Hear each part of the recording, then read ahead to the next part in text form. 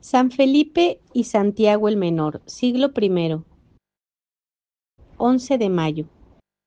Dos más de los discípulos de Jesús, de aquellos hombres envidiables que siguieron al hombre Dios a través de los caminos polvorientos, y se sentaron a descansar con él junto a la misma fuente. Mucho mal de ellos han dicho los escritores. Les han llamado duros de cabeza y de corazón, ambiciosos, incapaces de comprender las límpidas parábolas del reino, indecisos en su adhesión, cobardes en la hora del peligro, celosos de sus privilegios, impacientes por recibir la recompensa. Todo esto es verdad.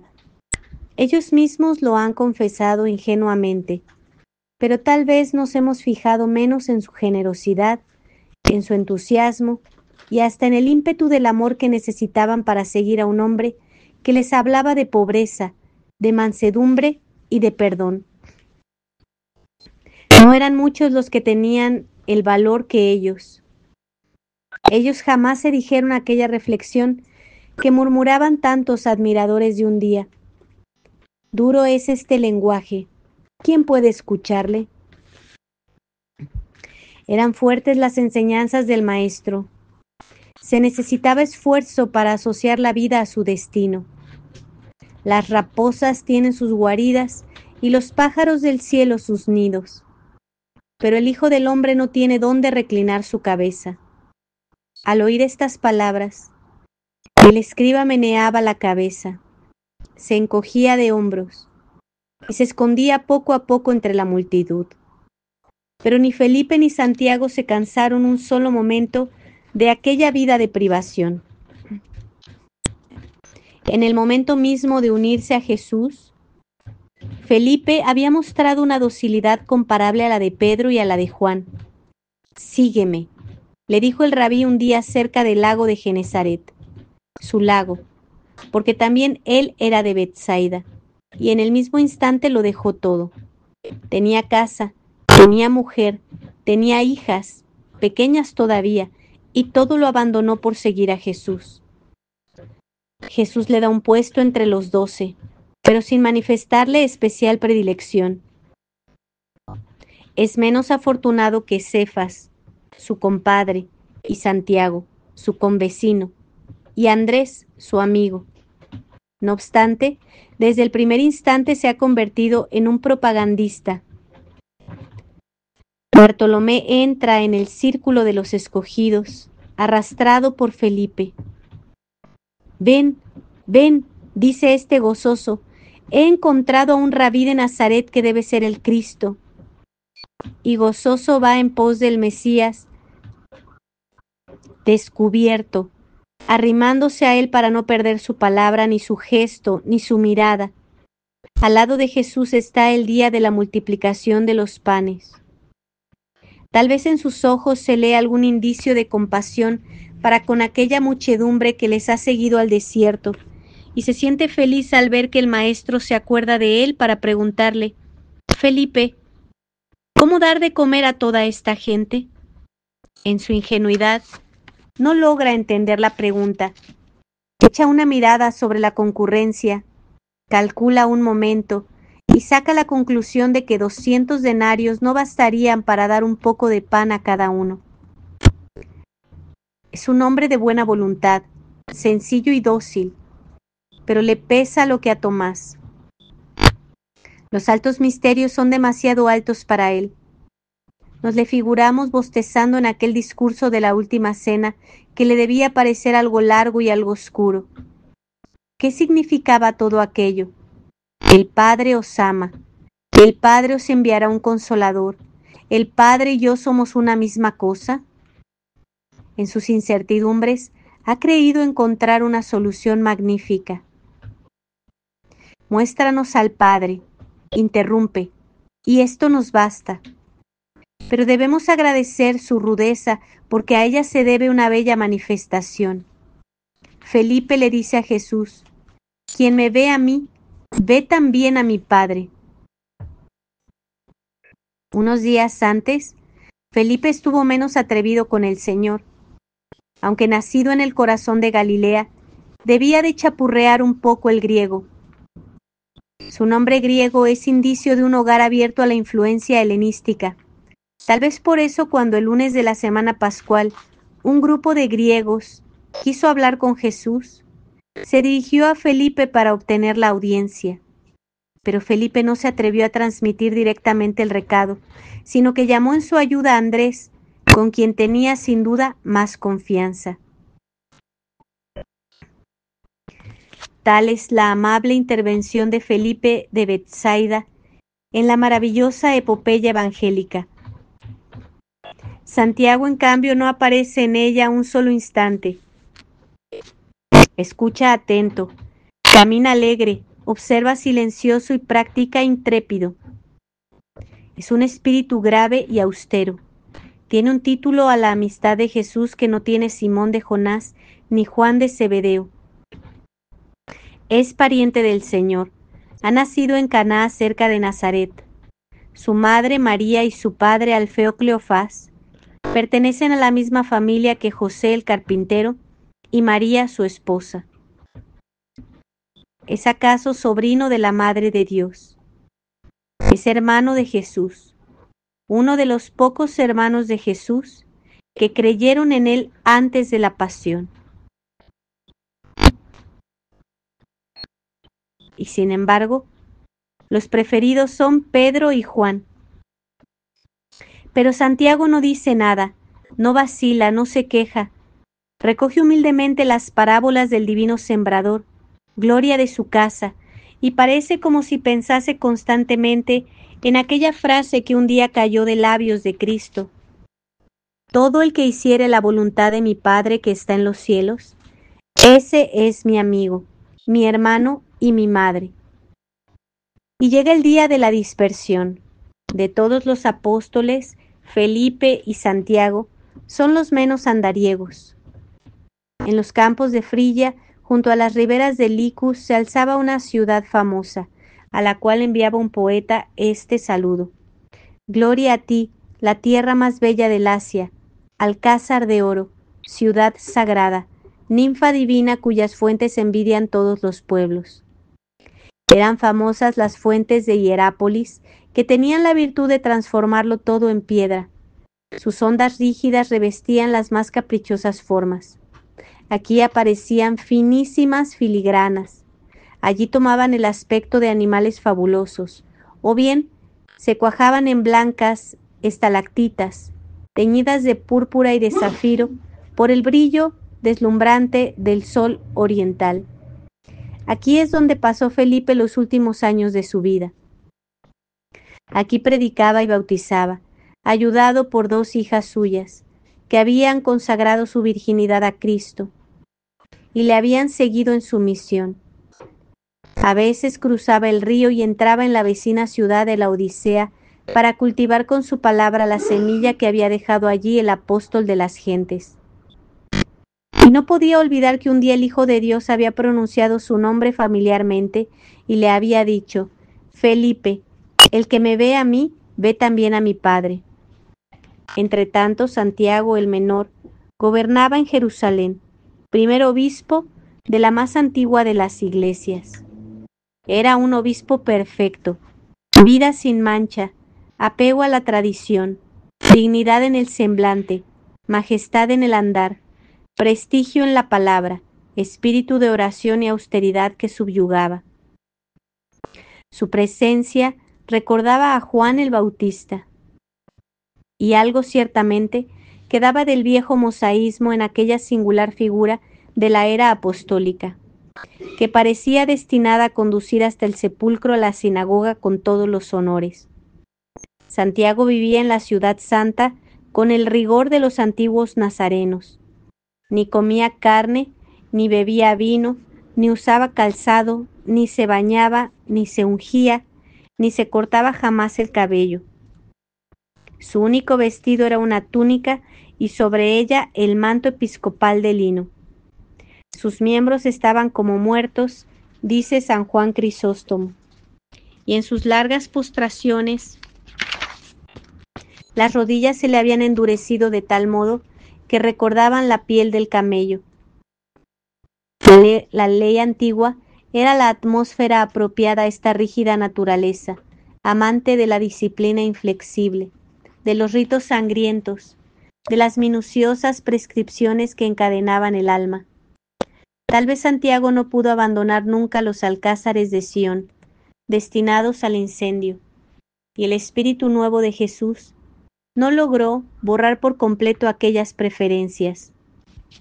La presencia de este hombre en la ciudad santa fue una bendición. Muchos israelitas a quienes la elocuencia de Pablo hubiera alejado de la fe, se dejaron ganar por el asceta, que como los santos del Antiguo Testamento, hablaba la lengua de los libros sagrados y exaltaba la ley real, la ley perfecta que condena a los prevaricadores, la ley santa que no puede ser quebrantada en un solo punto sin quedar completamente violada. Muchos judíos se convirtieron al ver que podían seguir siendo fieles a Moisés, adorando en el templo al Dios de Israel, Padre de las luces, que se revelaba a ellos en su Hijo Jesús. Como su obispo les decía, renunciaban ciertamente a sus familias sacerdotales, pero Santiago hacía para ellos las veces de sumo sacerdote. En sus reuniones íntimas veíanle sentado majestuosamente sobre el trono pontifical, llevando en la frente la insignia de los descendientes de Aarón, la placa de oro con los caracteres sagrados que decían Santidad de Jehová. Judíos y cristianos se inclinaban delante de aquel hombre, en quien la más alta virtud se unía al amor más exaltado de la ley. Todos le miraban con respeto al verle pasar seco, rígido, descalzo, extenuado. Todos le escuchaban reverentes cuando hablaba de la puerta de Jesús crucificado, por la cual se llega hasta Jehová. La multitud le oprimía para tocar el borde de su túnica y decíase que en una gran sequía bastó que él levantase las manos al cielo para hacer descender la lluvia. Su oración era incesante, veíasele en el templo, a la entrada del Sancta Sanctorum, con la frente pegada en la tierra, sin que los mismos levitas osasen molestarle por no interrumpir su contemplación. Pero aún entre los convertidos del gentilismo, Santiago era una autoridad, columna de la Iglesia, le llamaban San Pablo. Columna de la Iglesia le llamaba San Pablo, cuyo espíritu no era precisamente el mismo que el del obispo de Jerusalén. Las obras legales que Pablo rechazaba eran sagradas para Santiago. Creyóse un momento que Santiago con ruda intransigencia se pondría al frente de los judaizantes, pero también él cedió a la elocuencia de San Pablo. Fue en el Concilio de Jerusalén. Santiago se resistía a abandonar la ley antigua, pero no era eso lo que se reclamaba de él. Bastaba que no impusiese su observancia, que él fuese al templo y conservase entre los suyos el signo de la circuncisión, mientras Pablo predicaba entre las gentes su evangelio de libertad. Santiago se rindió, y se rindió con toda sinceridad. Se vio unos años más tarde, cuando tuvo que intervenir en las iglesias evangelizadas por el apóstol de los gentiles. Pablo entonces estaba prisionero. Entretanto, sus enemigos deformaban su doctrina, torcían su pensamiento y traicionaban su enseñanza. Ya no se contentaban con rechazar las obras legales, sino que pregonaban descaradamente el principio general de la fe sin obras. El que cree no puede cometer pecado, decían aquellos judíos helenizantes, falsificadores de la justificación paulina por la fe. Y la inmoralidad se extendía como una peste. Santiago se dio cuenta del peligro y para atajarle escribió una epístola dirigida a las 12 tribus de la dispersión. Su condescendencia llega a un límite que difícilmente se hubiera podido esperar de él. Sabe que no habla con los piadosos ritualistas de Jerusalén. Recuerda que un día convino con Pablo en no imponer las ceremonias mosaicas a los convertidos, y ni un momento pierde de vista que sus lectores viven en un ambiente de cultura helénica más amplia y brillante, Deja un instante su hebreo familiar para expresarse en el griego de los literatos, en el de San Lucas, en el de los retóricos antiqueños. Da a entender que ha leído los escritos del judaísmo helenizado, que le es familiar la sabiduría alejandrina y que conoce las tendencias neoplatónicas de Filón. Insiste ciertamente sobre la realización de la justicia, recoge los ejemplos de los antiguos santos hebreos, se inspira en los proverbios y en los profetas. Pero aunque algunos rasgos nos reflejan el espíritu que no ha logrado desprenderse de la sinagoga, se guarda muy bien de oprimir las almas con su espíritu de esclavitud. Al contrario, habla claramente de la ley perfecta de la libertad, que es el cristianismo como regla de vida, el evangelio realizado. Por algo, Lutero llamaba este escrito grave, austero y eminentemente práctico, la epístola de la paja, porque es la epístola de la fe con obras. Santiago no discute, como San Pablo, ni le importa tampoco profundizar en los grandes misterios de la fe. Exhorta sencillamente, propone una norma de conducta y arranca con mano airada la cizaña que consume los campos de Dios. Propone a los perseverantes la corona de la vida que Dios ha prometido a los que le aman, y recuerda con rudeza la ley primordial de la caridad. Estamos ya muy lejos de aquel ambiente del cenáculo en que no había más que un corazón, un espíritu y una administración común. La insolencia de los ricos llenaba de compasión el alma del apóstol y le inspiraba este hermoso pensamiento: que el hermano de baja condición se glorifique en su pobreza como en el mayor de los honores, y que el rico vea en su riqueza un motivo de humillación, porque todo pasará como la flor del heno. Sale el sol, la hierba se marchita, la flor cae y todo encanto desaparece. Así se agostará el rico en sus caminos, pasando a señalar los caracteres de la verdadera fe. Santiago anatematiza las teorías fatalistas que atribuyen el pecado a la acción irresistible del destino. No, dice él, cada cual es movido e incitado por su propia concupiscencia. La concupiscencia concibe y pare el pecado, y el pecado al consumarse engendra la muerte. La fe ciertamente es una gracia sobrenatural, un don perfecto que desciende de arriba, del Padre de las luces, y regenera por la palabra de la verdad, pero no desarrolla su virtud redentora, sino a condición de que la palabra plantada en el alma arroje de ella todo fango de pecado, haciendo germinar frutos de justicia, de paz y de misericordia. La ira inflama el corazón del apóstol al recordar el celo amargo de los que transforman en podredumbre la buena nueva de la santidad y el evangelio de la paz en motivo de querella. Fulmina el rayo de su palabra contra aquella sabiduría terrestre, animal diabólico, y clama indignado: ¿de dónde nacen las luces entre vosotros? ¿Por ventura no son las pasiones que combaten en vuestros miembros la causa de vuestra miseria?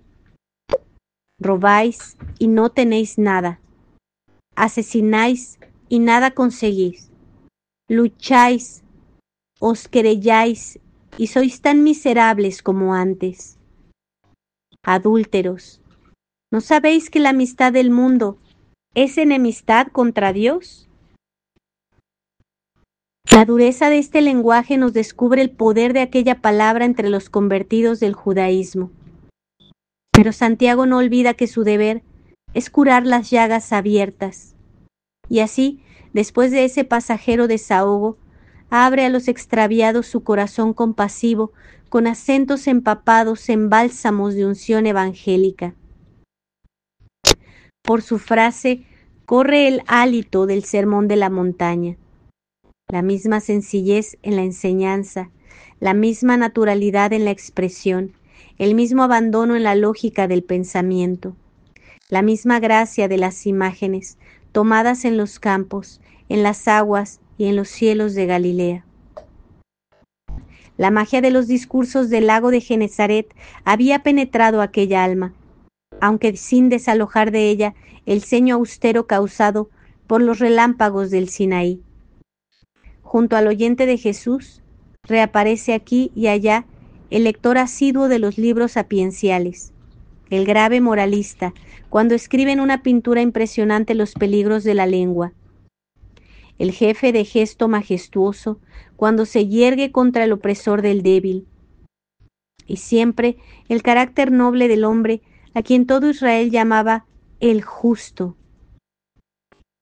el hombre de la lealtad y la rectitud, que es el rasgo saliente de su fisionomía.